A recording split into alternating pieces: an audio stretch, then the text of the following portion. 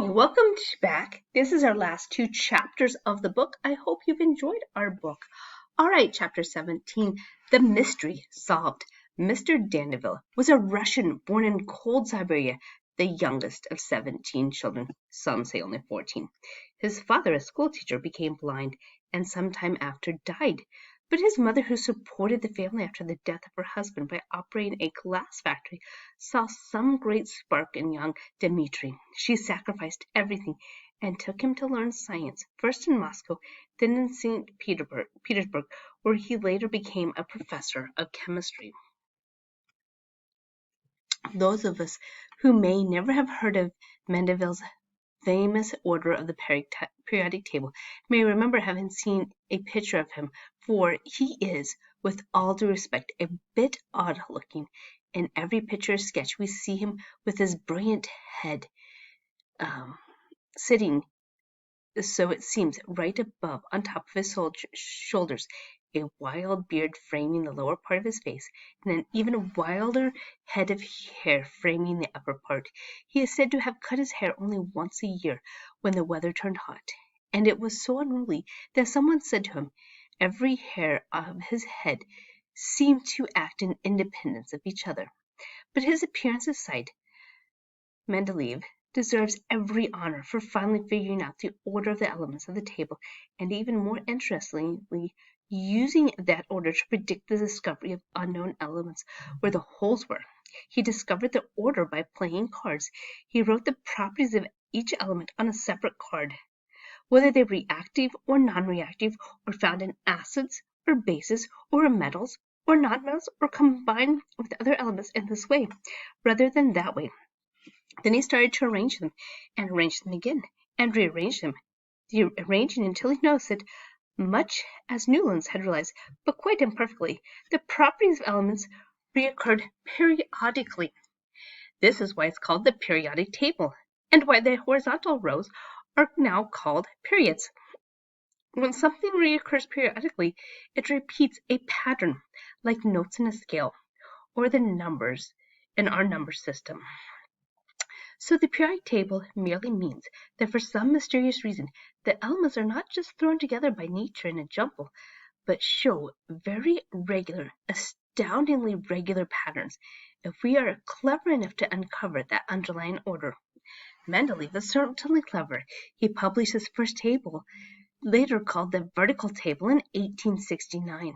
If you want to compare it with our present-day table, you would need to take it and rotate it a quarter of a turn, as we did with Newland's table, so the columns would run up and down rather than left to right. But he published his second table in 1871 that runs horizontal, just like our table, and since he corrected some errors from the previous table, it's easier to compare it to ours. It does differ from our modern table, of course, but the basic structure is there. He started by putting hydrogen outside everything else, in its own horizontal row or period. That was important. As you can see from our modern table, hydrogen stands alone as kind of an odd bird. Okay, this is his table. Then he started putting the known elements in horizontal rows or periods by atomic weight, starting on the second row, which formed 7 vertical columns or groups according to their common properties. In this table, there are 12. In the diagram on the bottom of the opposite page, we've shown the first 6 of his periods, both facing the elements he got right. Okay, so look, he did get several right. That is in the bold face here. Okay, let's pause here to make a few observations. First, Mendeleev's chart was not all that different from Mr. Newland's. In fact, once Mr. Newland's got over his embarrassment at the hands of Mr. Foster, he wanted to be recognized as the real discoverer of the periodic table. Second, Mendeleev's chart is very accurate until we come to the 4th period, beginning with potassium and calcium. Everything checks out marvelously for the 1st, 2nd, and 3rd periods. The ones beginning with hydrogen, lithium, and sodium, even the atomic weights are very close to ours. But when we get to the 4th period, the one beginning with potassium K and calcium, things do not line up very well, neither side to side or up to down. What happened? Very simple. If we look at our modern table, we see what happens to be a long bridging connect the elements on the left side with the elements on the right side. The long bridge is made up of the transition elements. See that? That's in the black.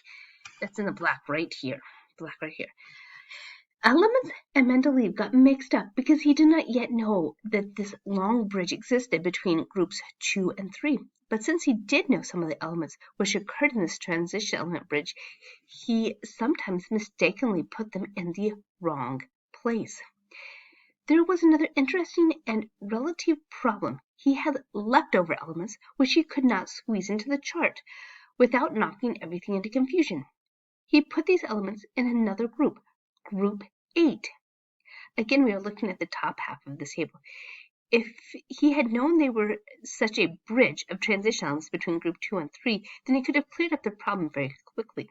We can see this if we lined up his period 4 with period 4 on the table, then lift up Mendeleev's period 5 and patch it to his period 4, and finally pick up iron, cobalt, and nickel from group 8, placing them between magnesium and copper. See the next page. Okay, let's come here. Okay, so you can see that he just didn't understand these transition metals. They didn't all have the same properties. Now things are lining up. Mendeleev probably would have gotten much closer if he had only known more elements. A little more than half of our 109 elements were known at that time, and that made lining them up by atomic weight a bit tricky. But Mendeleev did know enough to leave gaps in his table, and leaving gaps allowed him to guess where more where more elements should be. Excuse me. We can see the question mark between calcium and titanium, right where scandium is today. Mendeleev knew that there must be something in between calcium and titanium, but at the time there was no known element that would fit. That did not stop Mendeleev. He boldly predicted that one would be discovered, and even predicted from his position in his table in his group 3 what some of the chemical properties would be. He gave it a name, Ek-baro. Ik meaning first in Sanskrit, and boron because its properties could resemble those of boron, and he gave the atomic weight of 44. Well, just as he predicted, Eka-boron was soon enough discovered. Lars Nielsen of Sweden discovered it in a mineral ekshunite and named it Scandinavium, and its atomic weight was 44.956 because scientists had only observed it in ores found in its native Scandinavia.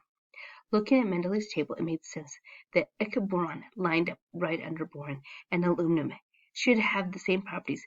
But if we look at our table, we find Scandinavium way over on the left next to calcium, and boron on the other side of the bridge heading up our group 3. Well, it's easy to see how Mendeleev could have guessed the correct atomic weight simply by the gaps left between the elements. How could he have known that the boron and Scandinavium would have similar properties?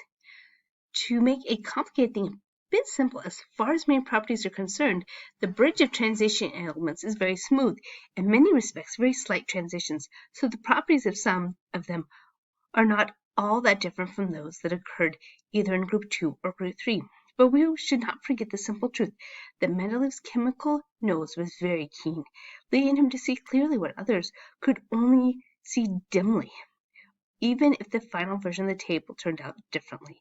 It led him to suspect that 2 elements should exist between zinc and arsenic, but again, no known element fit the necessary atomic weights. But that did not stop Mendeleev. I shall call them Eka aluminum and Eka silicon, for as you might already have guessed, he thought the unknown elements would have the general properties of the already known elements aluminum and silicon. Furthermore, the atomic weight shall be 68 and 72, and they were found in 1875. Paul Lecoq de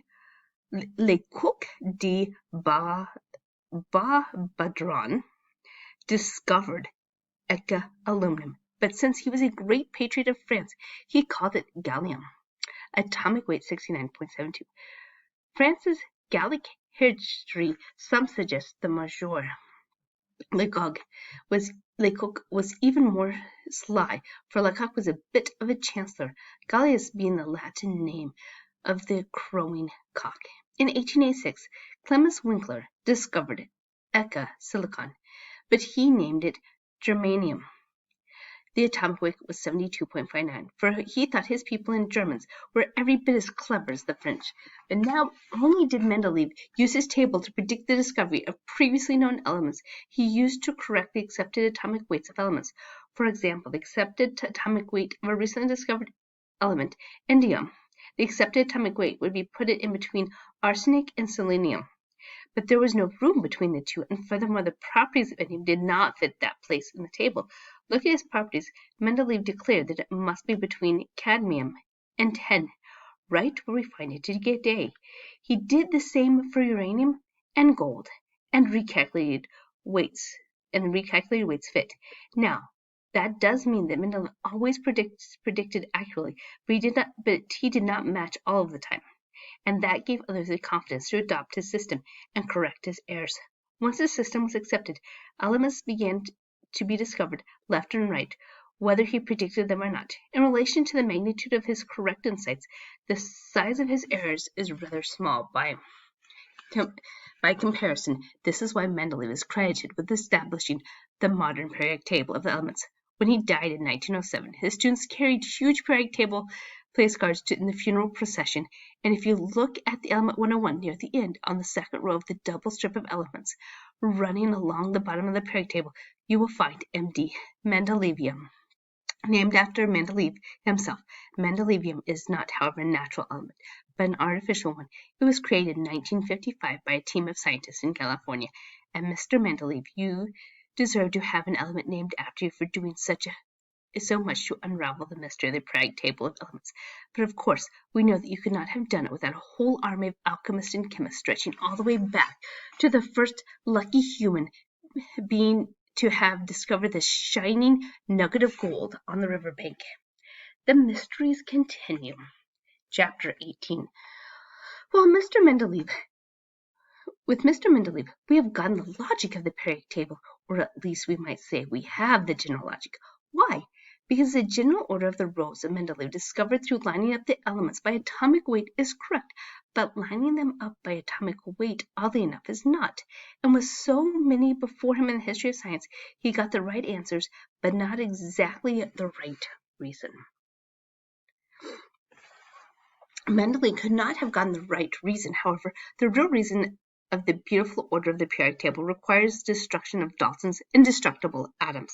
The reason that elements lined up so nicely was only found at the beginning of the 20th century, when scientists broke through the unbreakable atom and began to investigate the subatomic level, the level of protons and electrons and neutrons. Neither Dalton nor Mendeleev could ever have imagined such things. We remember that Humphrey Davy made clear that elements have some kind of electrical charge, both positive and negative. But what was that cause? Were there different parts of the atom? That would be very strange, since atoms were supposed to have any parts. Scientists did have some clue. About the mid-19th century, they discovered the electricity moving through a tube of gas at low pressure produced a kind of beam. The beam came from the electrodes at one end, called the cathode. Julius Plucker, a professor of physics and mathematics at Bonn, Germany, found something very interesting about the beams. It could be moved by a magnet. In 1897, Joseph John Thomson, an Englishman, proved conclusively that the beam made by the cathode ray tube, as it was called, could be moved by a magnet because it consisted of negatively charged particles. Aha! So whatever these particles were, they must be the source of the negative charge the chemists had known about for over half a century. These particles came to be called electrons. But what about the positive charge? Another Englishman, Ernest Rutherford, found the source of the positive charge, and also something very odd about the atom itself. In 1911, he directed a beam of alpha particles, which he knew to be positively charged, at a thin metal foil. Oddly enough, most passed right through as if nothing were there, but a very few bounced back. Bounced back? Rutherford was astonished. It was quite the most incredible thing that had ever happened to him in my life, he said, as if he had fired a 15-inch shell at a piece of tissue paper and it came back and hit you. What happened? Have you ever tried to put the north ends of two magnets together? If you put them on the table and pushed one at the other, they bounced away from each other. That's exactly what happened to Rutherford. Very few of the alpha particles bounced back, so Rutherford knew that the positive alpha particles that did bounce back were bouncing off something very, very small. But that very, very small thing was positively charged. These very small positively charged particles of the atom were called protons. Rutherford was astonished because the places where the positive alpha particles did bounce back were extraordinarily small compared to the whole metal sheet. These indicated that the atoms of metal, the protons, must be concentrated in very, very small places, and so must be very, very small parts of each atom. He believed that the protons were at the center of the nucleus of each atom of the metal, and the electrons surrounded that nucleus. Just how small is the positively charged nucleus of the atoms relative to the size of the whole atom? We cannot possibly represent in this book. The radius of the whole atom is about 10,000 times greater than the radius of the nucleus. If the nucleus were the size of a baseball, the outermost edge of the atom would be a third of a mile away. If the nucleus were as small as a dot in this eye, then the edge of the atom would be as big as a garage. Small wonder that Rutherford thought that his results were quite the most incredible thing that ever happened to me in my life. He reported that he was so astounded that he immediately danced the haka at the New Zealand Morai, a rather violent stomping and yelling dance which Morai men perform before they go into battle. If you had ever seen the haka dance, and you have also seen a picture of the very serious and somber Sir Ernest Rutherford, first Baron of Nelson and Cambridge, you might find Mr. Rutherford's joyous haka nearly as astounding as the nature of the atom. One wonders what kind of dance Mr. Rutherford would have performed if he had come upon what another Englishman, Henry Moseley, discovered just 2 years later. By X-raying various metals, Moseley found out that the wavelengths of the different elements revealed a quite surprising and magnificent order in which corresponded directly to the order of the periodic table. After carefully analyzing X-ray spectra, he was able to show that the positive charge of each element's nucleus increased by 1 as you move from one element to the next. Not by a little over 1 or a tad under 1. The positive charge increased by exactly 1. The key to the order of the table was beautifully, wonderfully, marvelously exact. Hydrogen had 1 proton, and each element after that had 1 more proton in its nucleus than the one before it. Mendeleev thought that the key was atomic weight. Moseley showed that the real cause of the underlying order was not atomic weight, but the number of protons which each element has. But we must stress one very important fact. Moseley could never have gotten the answer without Mendeleev.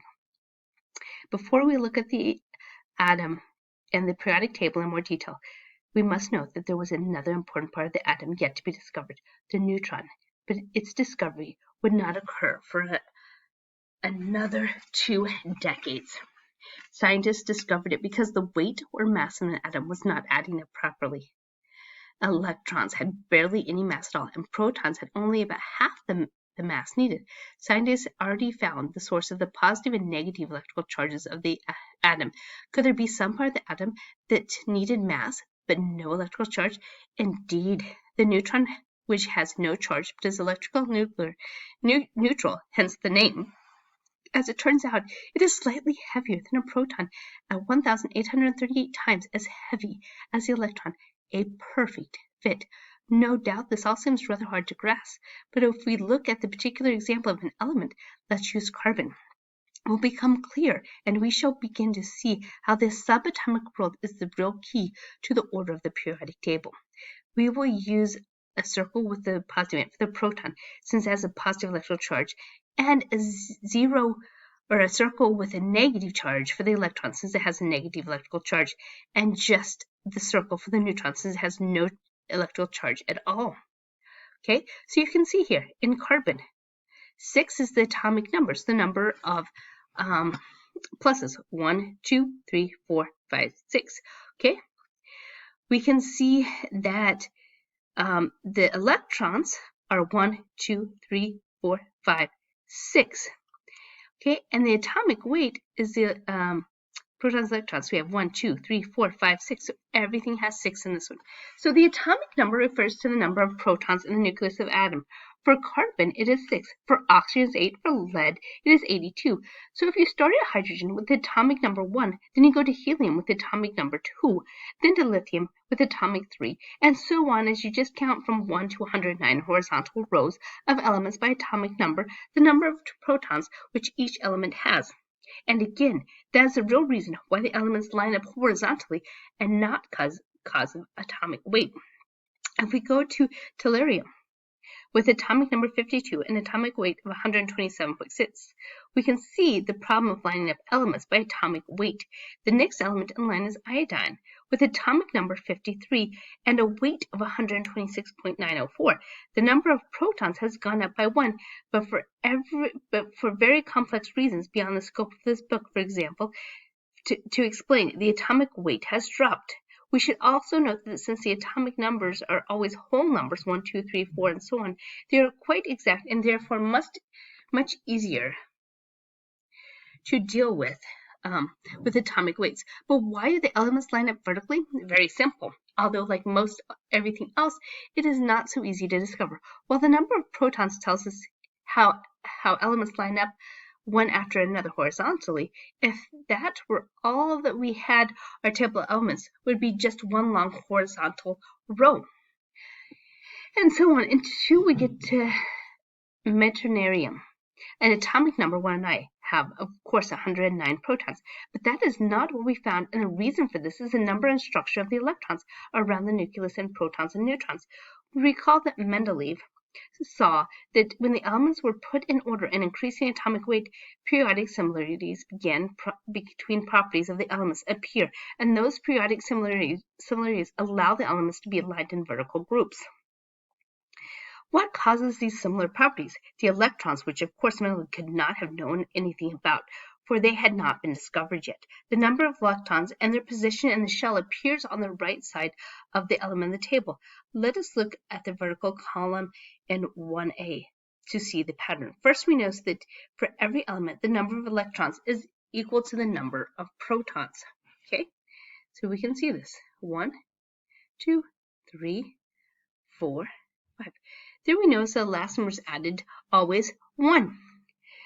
That is the reason that elements in group 1a have the same properties. They all have 1 electron in the outmost electron shell. So we have 1 here, 1 here, 1 here, 1, and 1. Okay? Think of an atom as an onion. When the shells are layered around the core, the last and outermost shell being the outer shell, a somewhat helpful but not very exact picture, as we will soon become clear. All of the elements in group 1a are very reactive. They lose their 1 electron very easily. They all have a low density and they all are classified as soft metals. Again, the elements in this group are called alkali metals. We find this pattern in all the groups from 1a to 6a, excluding for now the transition elements. If, for example, we return to the picture of our carbon atom above, we see that there are 2 electrons in the shell closest to the nucleus and 4 electrons in the outermost shell. That is precisely why carbon is in the vertical column marked 4a. It has 4 electrons in its outermost shell. So this has 1, this column has 2, 3, 4, 5, 6, 7, 8. And we'll get more into that they showed in chemistry. It's a very simple and beautiful pattern. All the elements in group 1 have 1 electron in their shell. All groups in group 2 have 2 electrons. Leaping over to 3, we find all elements from boron down to lithium have 3 electrons in their shell, and so on as we move toward the right-hand side. We go to group 7, where all the elements from fluorine down to acetylene have 7 electrons in their outer shell. 1 column over from that is the very last vertical column. Group 8 is that of the noble gases, something else Mendeleev never dreamed of. They are called the noble gases because they are rather standoffish, that is, they don't like to mingle with other elements. In a word, they are non-reactive and so don't like to combine with other elements, as if they were somehow characteristically aloof. Although our Mr. Cavendish stumbled upon the noble gas argon in 1783, he did not recognize it. It was not until 1894 that argon was actually recognized as a distinct element, and the discovery of the entire group 8 was completed by 1900 when radon was discovered. What makes the noble gases so standoffish, so aloof, so unreactive? Each of them has 8 electrons in its outer shell, and that makes the shell full. Since their outer shell is full, the noble gases do not care either to give or receive any electrons. Thus, if we want to add an electron, we must start in a new shell, and that will always take us back to group 1 again, the next period down. For example, neon with atomic number 10 has a second shell filled with 8 electrons. So that if we wanted to add an electron, we need to open another shell on the next horizontal row, period 3, beginning with sodium. Sodium starts the third shell with 1 electron. Let's keep going. Add another proton, neutron, and electron. You have magnesium. Add another proton, neutron, electron to magnesium, you get aluminum. Keep adding a proton, neutron, electron until you get way over to argon, and the third electron shell will be full. Time to start another horizontal row with potassium. Things work wonderfully well until we get to the transition bridge, where they do follow a kind of order, but not nearly as clear. Things only become normal again when we have crossed the bridge of gallium in group 3. Here we find that gallium's outer shell has 3 electrons. The same irregularity with the transition elements is found in the rest of the table. And worse yet, the band of elements at the bottom, the inner transition elements, may be squeezed into the transition element bridge right after lanthanum, with atomic number 57 and actinium, the atomic number 89. We'll make some sense of these oddities in a moment, but first we must return to the clearer parts of the table. So for now, let's turn our attention to the neutron and atomic weights. We have not said much about the neutrons yet. While the protons line elements up horizontally and electrons line things up vertically, what is there left about the poor neutrons to do? As already mentioned above, they help to make the weight or mass of the atom. The electrons barely contribute anything to the weight of an atom. The protons and neutrons together make up almost all of the atom's atomic weight. The relative weight of a proton is 1.00727. The relative weight of an electron is 0.00549, and the relative weight of a neutron is 1.00867. Now, everything would be much easier if only the neutrons would behave themselves. But whereas you find an equal number of protons and electrons in an atom of the same element, the number of neutrons varies. For example, carbon atom will have 6 protons, but may have only 5 neutrons, or 6, or 7, or 8. Each of the atoms of carbon will have different atomic weights and a bit more for every neutron that is added. When the same element can have different numbers of neutrons, these forms of the elements are called the element's isotopes. Above we have listed isotopes of carbon: carbon 11, carbon 12, carbon 13, and carbon 14. Each isotope will have a slightly different atomic weight, and the weight that you find on the table under each element is calculated from its isotopes. And by the way, the atomic weights are still relative, and they were for Dalton, but not relative to the weight of hydrogen. They are all relative to the weight of isotopes of carbon. Carbon 12, the atomic weight of carbon 12 is taken to be exactly 12, and everything else, including hydrogen, is given to its relative weight to carbon 12. While there are 109 elements, there are over 1,000 isotopes. Not only do protons, electrons, and neutrons help us understand the logic of the table, they also help make it very clear why discovering that elements and compounds had positive and negative electrical charges was so important. The shocking Mr. Dovey's suspicions that because electrolysis causes elements and compounds to be attracted either to negative or positive poles, the elements themselves must somehow be electrically positive and negative turned out to be exactly right. Furthermore, Davy's battering compounds apart by electrical currents makes sense if it's electrical attraction that is binding these elements together. Now, what about the murkier parts of the table, the strange transition elements bridge, and the even stranger inner transition elements squeezed into the transition elements? Let's take the bridge first. If we scan across the transition element bridge, look at the number of electrons in the outermost shell of each element. We notice something very interesting. While the number of the electrons in the outermost shell is always 1 or 2, the second to the last shell is 1, rising or filling up. In period 4, for example, we will see the second to last shell filling up until it finally gets to 18 at zinc, and at the very end of the transition element bridge. With the next element, gallium, we are in group 3, where we expect to find 3 electrons in the outer shell.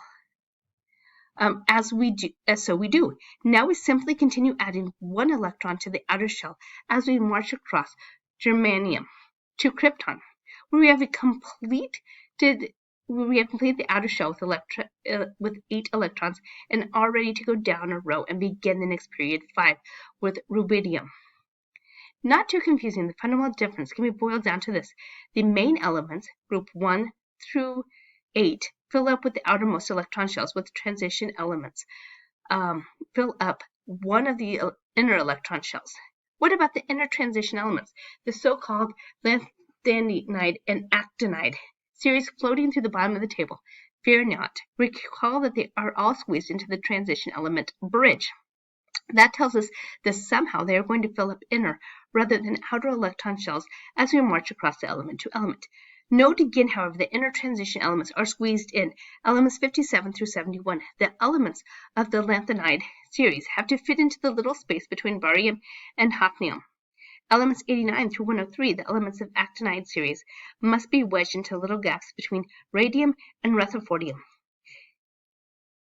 If we look at the electron shell structure as we scan across these elements, we see right away that an inner shell is being filled up with electrons as we move from left to right, not the second to last, however, but third to the last shell.